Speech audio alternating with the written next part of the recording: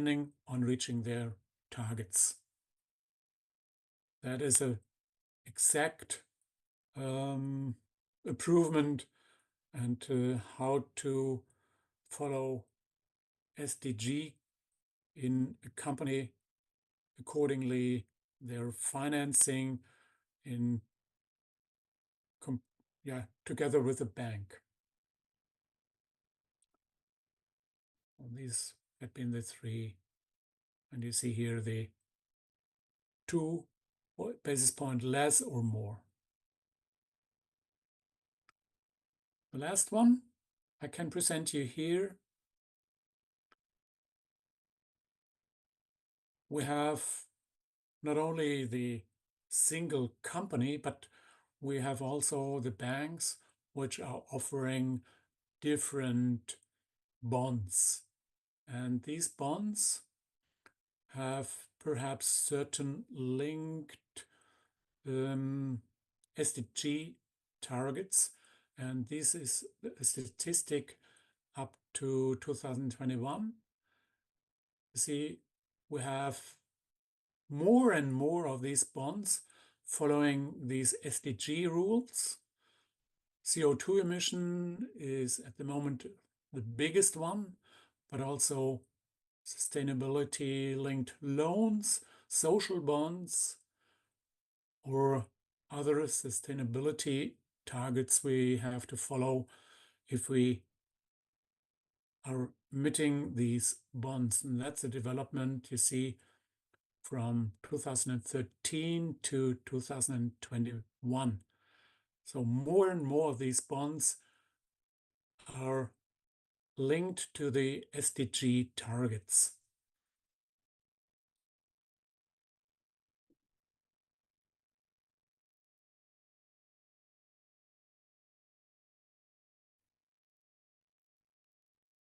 And the very last slide.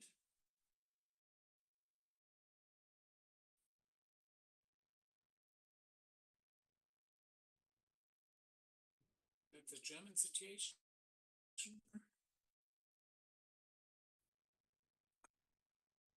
We want to reduce footprint. We have that the blue line with at the end 2023 without any CO2 emission. Heating, we are not as far as we want to be, only nearly 19% CO2 emission free.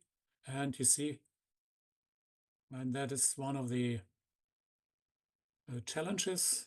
The traffic is only CO2 emission free by 7% at the moment.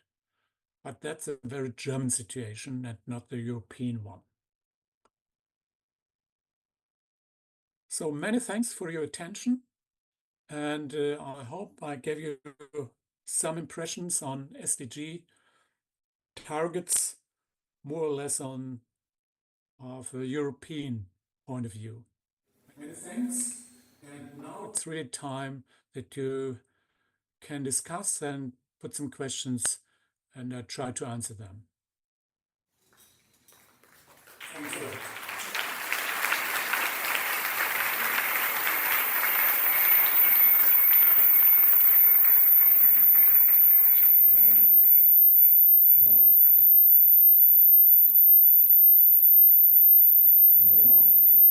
Thank you very much, Professor Henning.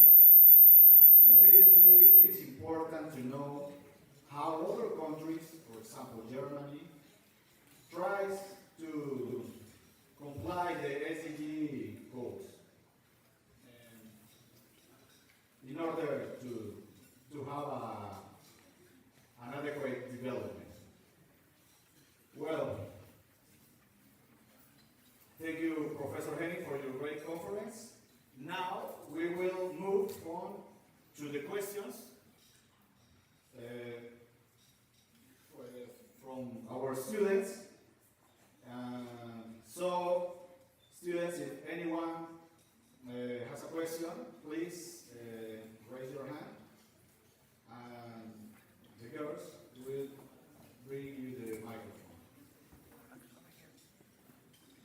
Well, we have a question there, please.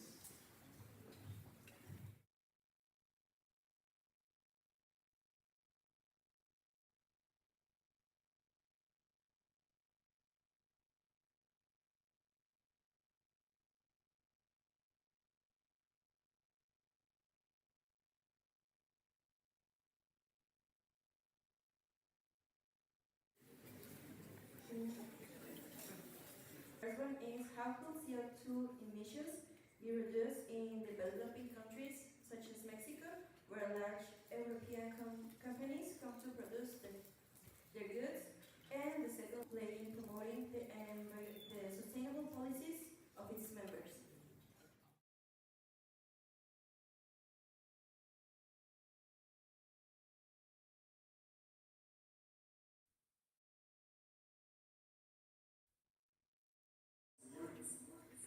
Now on the system on the Zoom. Hello, can you hear me? Is it possible that Hello. doing that in the chat or so?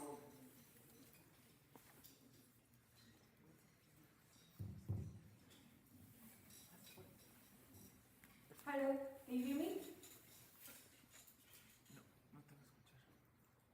Hello. Hello. Yeah. Okay, so my question is, well, I have two. The first one is, how could CO2 emissions can be reduced in developing countries such as Mexico, where large European companies come to produce their goods? And the second one is, what role does the WTO play in promoting the sustainable policies of its members?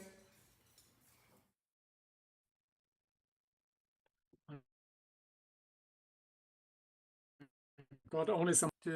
Someone is writing that in the chat. The question.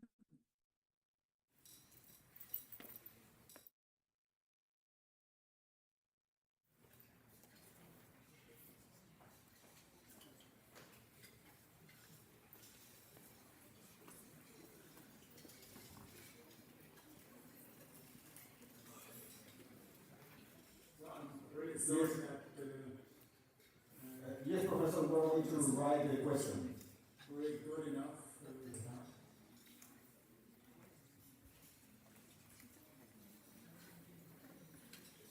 We are already writing for you the questions on the chat, so just if you can wait us a few moments, please. Thank you.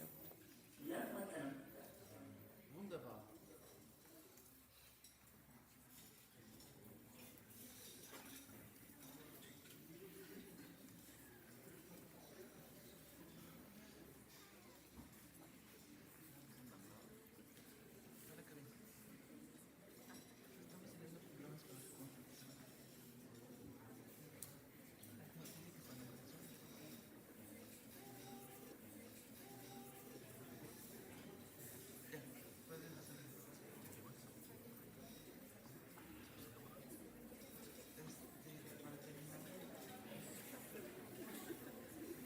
Professor Henning, do you hear me?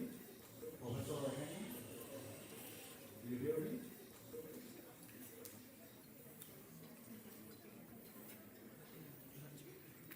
Professor Henning?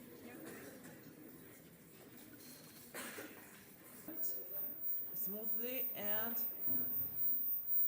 before that, I want to communicate it with the other doctor, alright?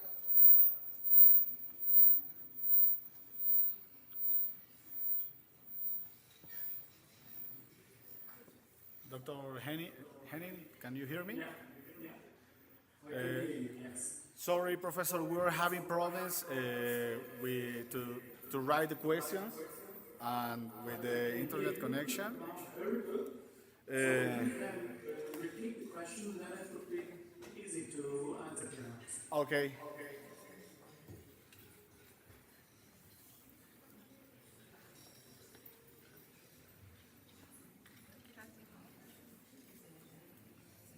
Come on, Derek. So the student is in here, Professor. I can hear you. Very good here. That's fine. Can you hear me? Hi again. Yeah. Okay, so my first question is, how could CO2 emissions be reduced in developing countries such as Mexico, where European companies goods? Okay. Yeah. It's a very good question and not a very good answer to that. Might be that also Mexican producers will have the idea to reduce CO2 emissions because of they importing from your side, from Mexican side, exporting goods to European Union, you have to pay for any CO2 emissions included in their products. So might be that is one of the ideas at the end, that the companies in developing countries or also in Mexico will have the idea to reduce CO2 emissions. At least you have also seen that if we will all do in Germany to reduce to zero, that wouldn't help the world climate, because we are only emitting 1.5% of all CO2 emissions in the world. So really, we have to look for the big companies. That means very first to China, to India, and to the United States. But I see also that in the United States, and we are not talking about then developing countries, that they have also to reduce CO2 emissions. You have heard of the Inflation Reduction Act, which is following these goals and targets as well. But the challenge is also for the developing countries, and yeah, I have not a better idea than what I had been talking about. So now the second question over here. Role does the WTO play in promoting the environment and sustainable policies of its members?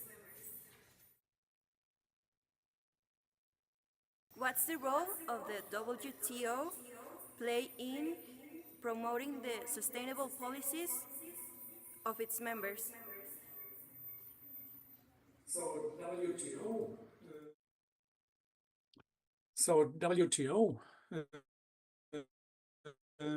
WTO. Okay, I have not heard of that the WTO has any target on sustainable development goals. So it might be that this mechanism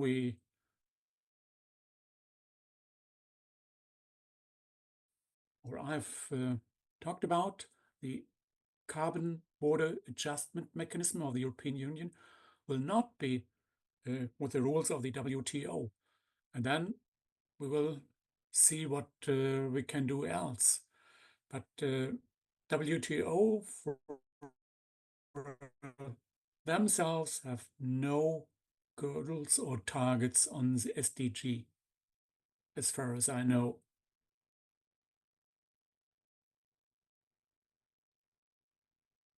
Anyone else has another question?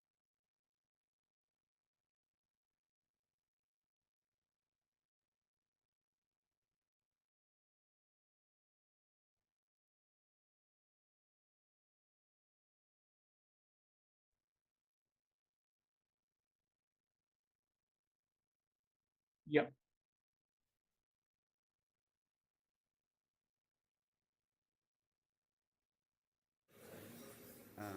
I have one question, which is considered to be the most polluting industrial sector in the world, and regarding current environmental policies, do you think it's possible to achieve the environmental agenda of the 2030?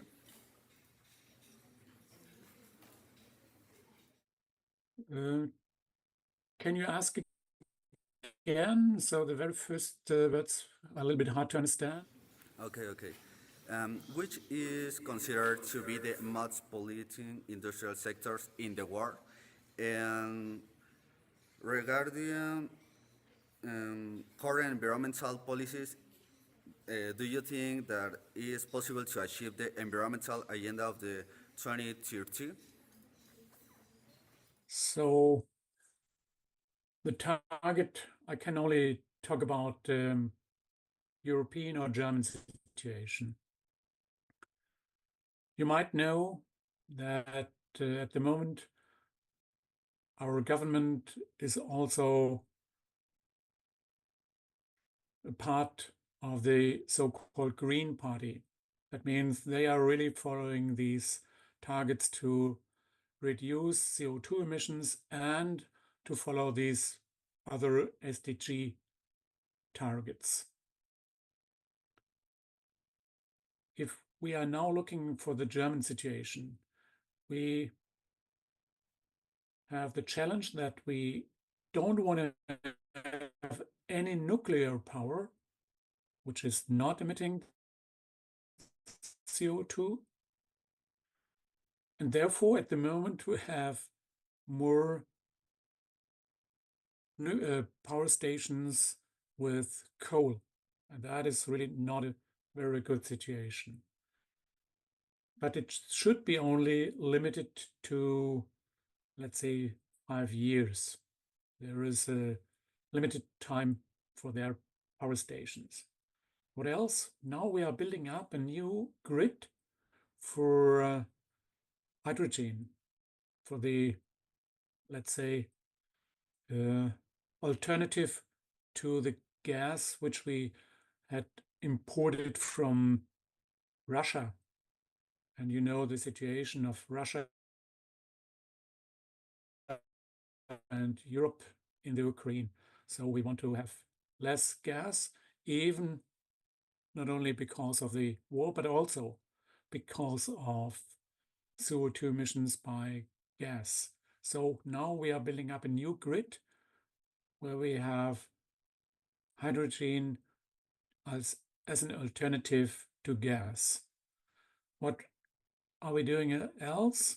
We have really big parks of windmills in the North Atlantic. Therefore, we need new electricity grids down to the south of Germany and down to the south of Europe. That costs also billions of euros or US dollars. That also, therefore, I mentioned the huge amounts we need to follow these rules. And what we are else doing, and you see the target in the sector of traffic, we want to have no cars emitting CO2. That means we want to have electric cars. But up to now, it seems to that the interest of the people to buy electric cars is not really high because these are very expensive up to now, more expensive than the former cars with CO2 emissions because they use gasoline. Does that answer your question? Thank you, Professor. Do anyone else has another question? Okay, come on. We have another question, Professor.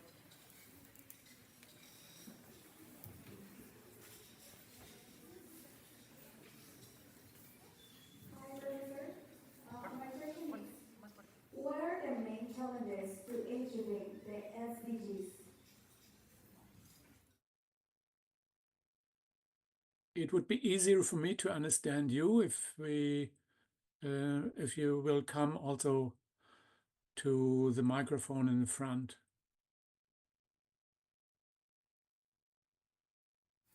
Yes, thank you. Okay. What are the main challenges to achieving the SDGs?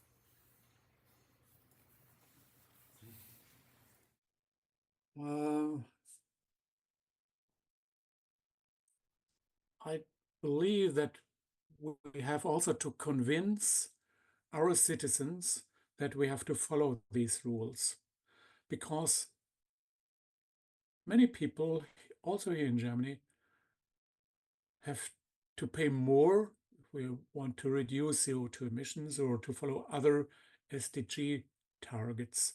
So therefore, we have to convince our own citizens here in Germany and in Europe. But the bigger challenge, and that was what your colleague asked me, what is the situation in developing countries, in Africa, in other countries, in Asia? Shall we don't allow them to have some CO2 emissions, developing their economy or their country?